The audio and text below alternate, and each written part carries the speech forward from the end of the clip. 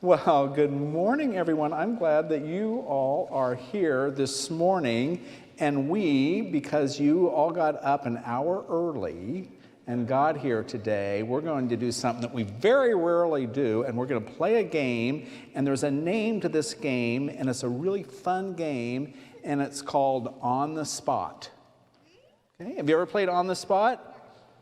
It's a great game, and here's what we do, is we're going to go out into this congregation, and we are literally going to put people on the spot. Yes, we're going to show no mercy. We're going to put them on the spot by asking them a question. Don't you think that'd be fun? Put them on the spot. Now, out here in this audience, out here in this congregation, there are any number of biblical experts. All right? There are any number of biblical experts out here, and we're going to go put these biblical experts out here on the spot by asking them a Bible question. Don't you think that'd be good? Yeah, okay. And I'll kind of help you out, which we're going to go out and we're going to ask people. And Heather will lead you out there. We're going to ask people, what do they know about the story? Name one thing that they know about the story of the Good Samaritan. All right? That's the question that's ready on the spot. One thing. So let's stand up. Let's select our first on-the-spot contestant. All right, let's look out there. Can anybody see anybody? Just lead Heather with the microphone. Select your... Let's head out and find someone. Head out and find someone and put them on the spot. Put them on the spot. Okay, buddy? Who are we going to put on the spot? Let's go. We don't have all day. Hurry up. Pick somebody. Right here? Put them on the spot. All right, guys. It's always good to ask a visitor. What do you know about the Good Samaritan? Oh, I'll help you.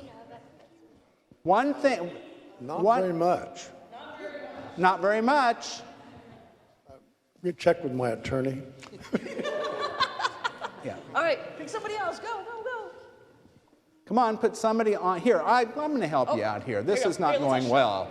This is not going well. Let's put this man right here on the spot. Shelby, what do you know about the Good Samaritan? You can just go to that man right there. Somebody needed help, and nobody helped him. And then a Good Samaritan came and helped the man. All right, on the spot. Okay. Over here, on the spot. He was challenged to do more than he was asked to. All right, now, All right. let's make this fair, and let's come over here, and let's put this person on the spot. What do you know about, what do you know about the Good Samaritan? There was a priest and a Levite who didn't know what to do.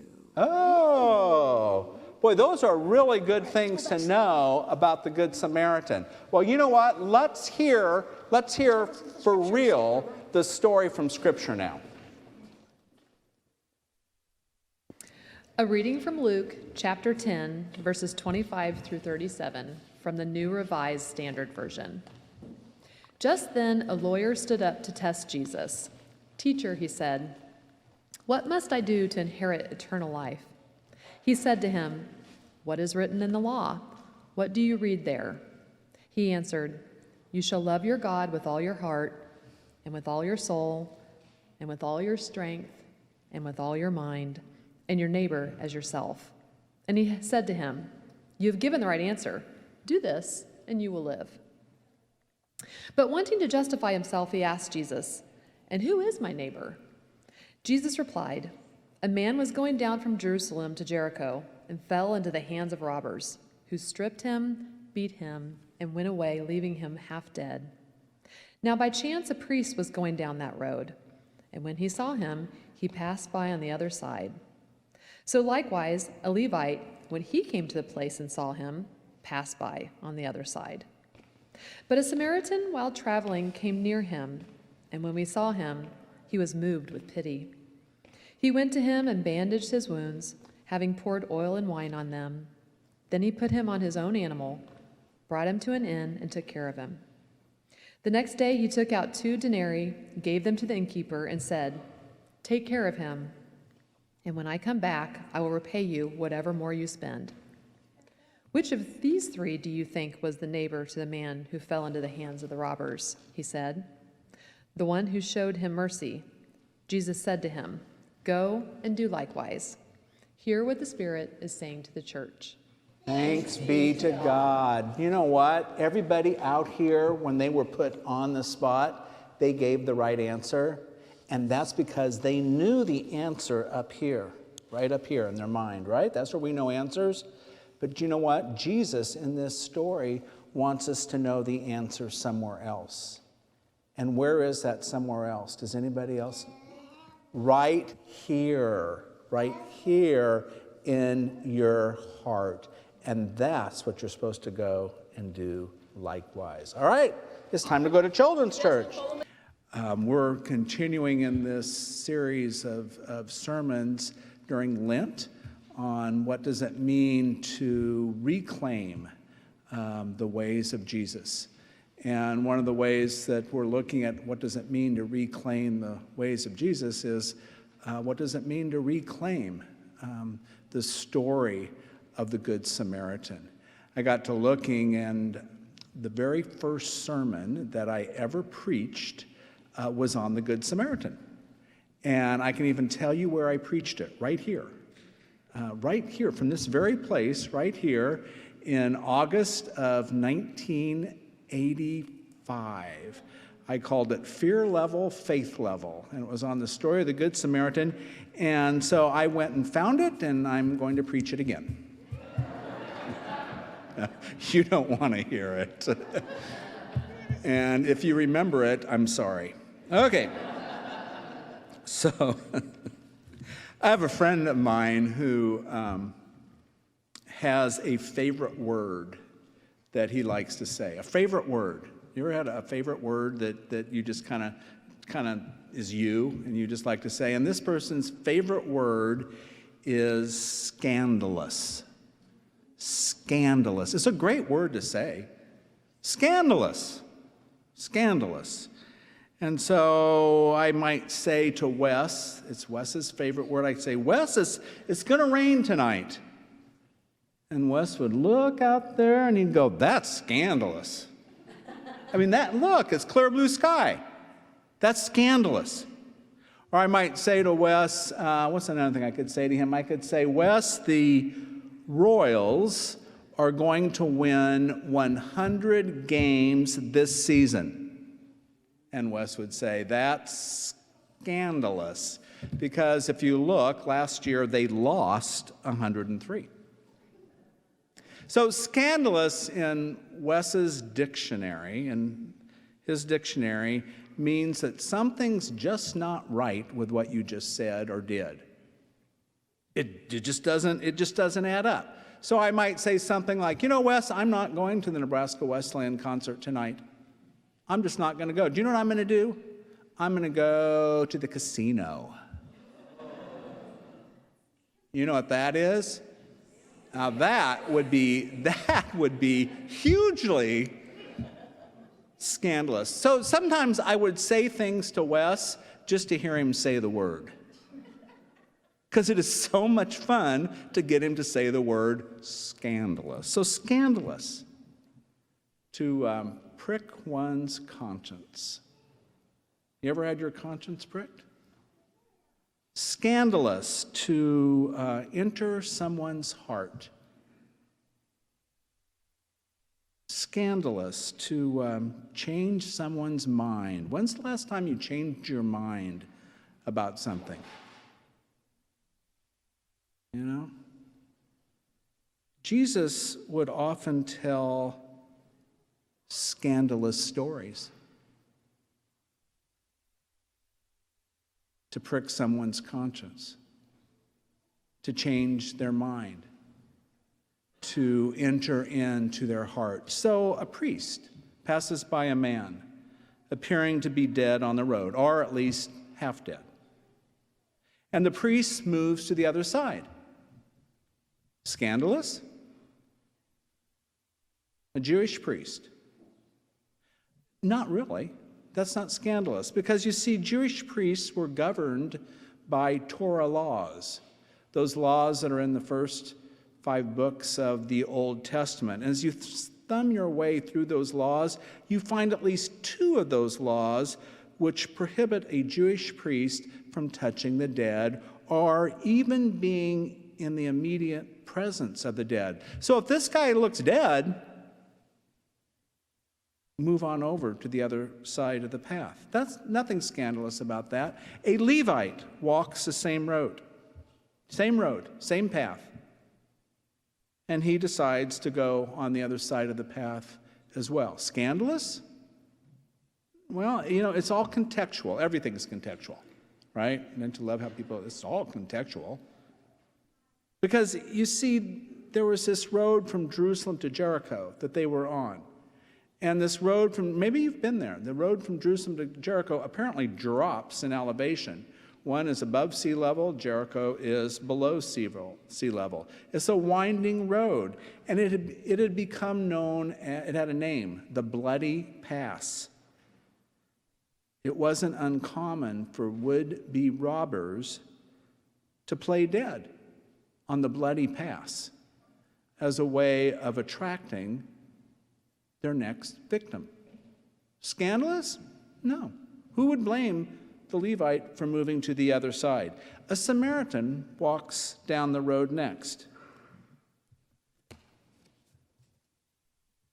In those days, no really good believing Jew particularly liked a Samaritan. Samaritans were mixed race. They were pretenders of the Jewish faith tradition. So to the Jewish tradition, it wouldn't have been necessarily scandalous. It would have been okay. It would have been proper to go out of the way of a Samaritan. Now, that a Samaritan turns it around and leans down and helps someone who wouldn't help him, someone who appears half dead on the Bloody Pass, that's scandalous. That is scandalous. N.T. Wright is a gospel commentator, modern day gospel commentator. He comes from the Episcopal Anglican tradition, meaning he's a little outside of the Methodist tribe, of the Methodist neighborhood. Not much, but a little outside of the Methodist neighborhood. And I want to say, I don't agree with everything that N.T. Wright authors. I don't. I've read some of the stuff he says, and I go, oh my God, how can he say that on some of the things? But I do agree with his observation that Jesus tells this story of the Good Samaritan with a deliberate intention to shock his audience. A Samaritan helping a Jew?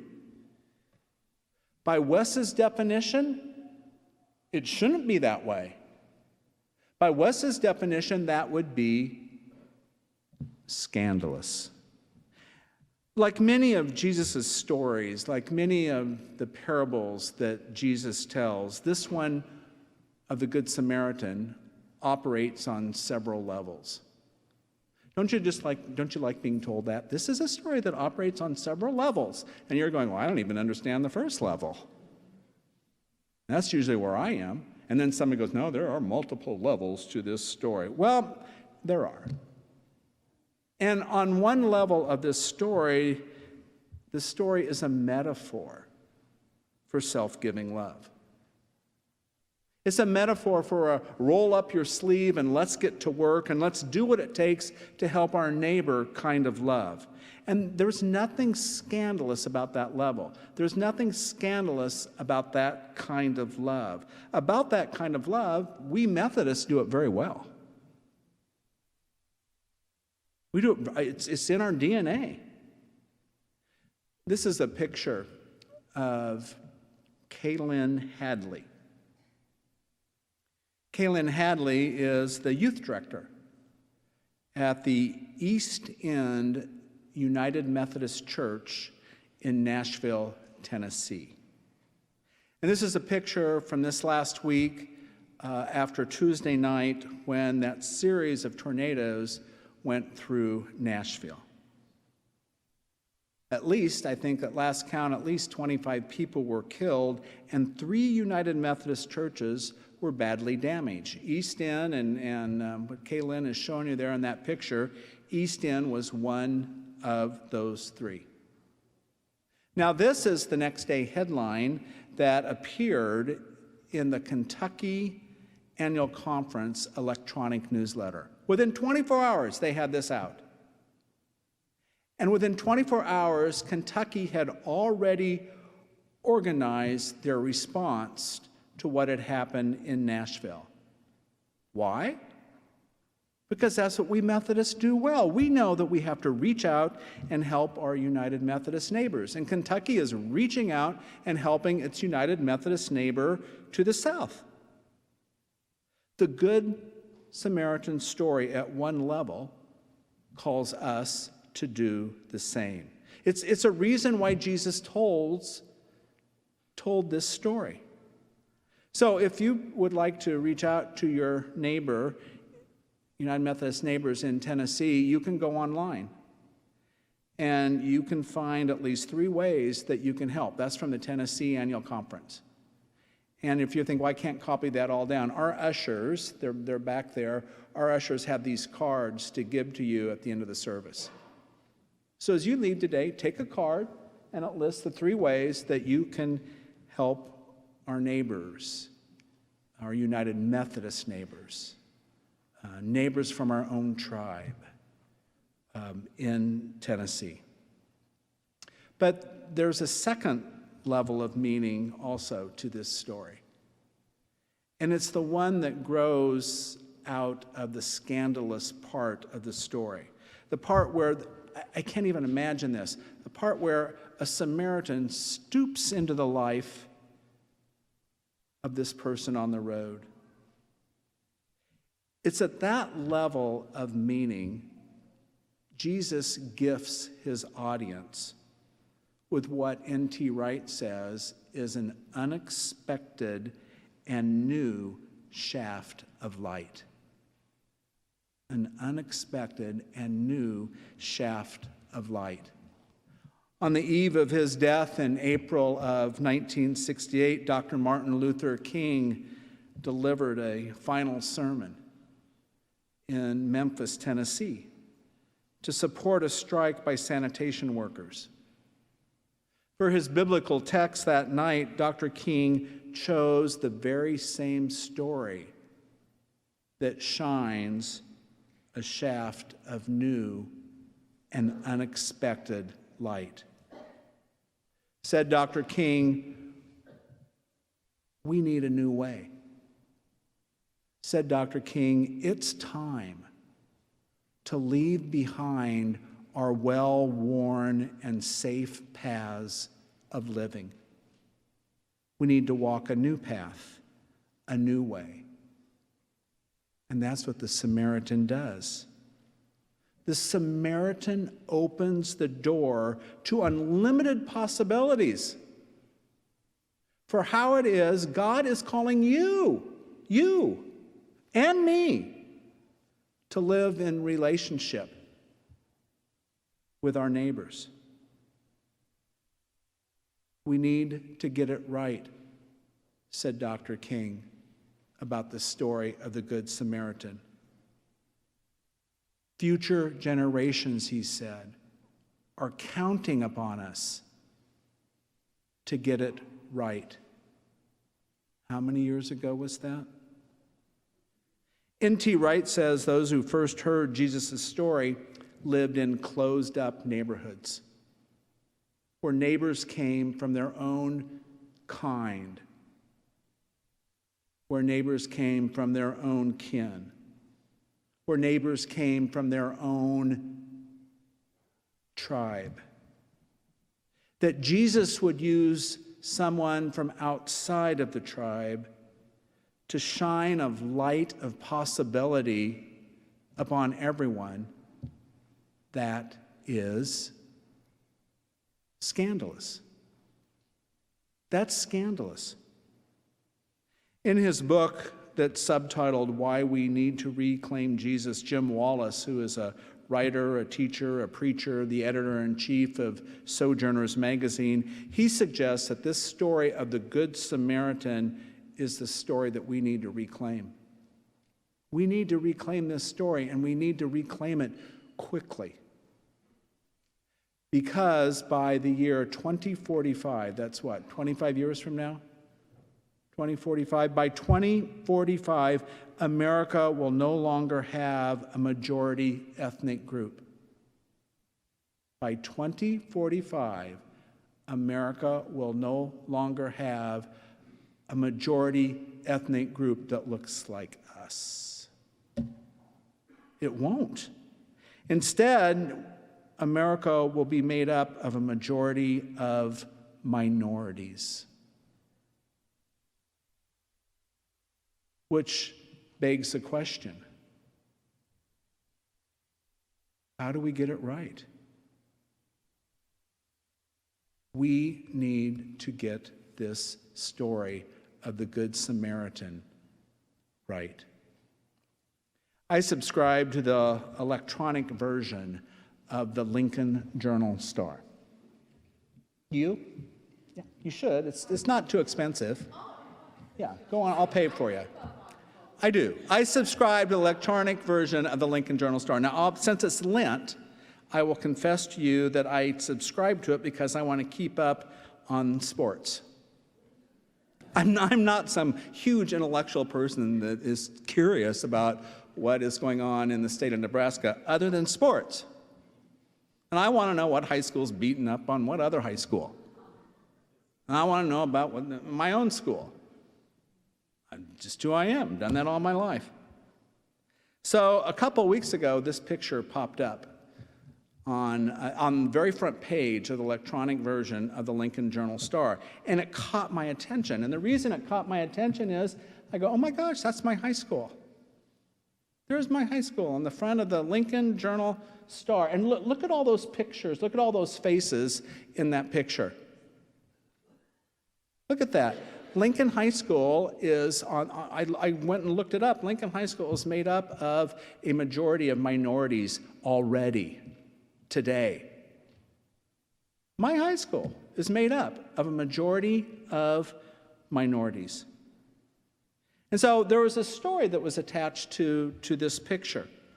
And it seems that Lincoln High was playing a girls' basketball game on February the 7th in Fremont. Fremont is a town that's north of Lincoln and maybe a little bit east, not too far. And they were playing Fremont. The game was stopped at least twice, and then the game ended in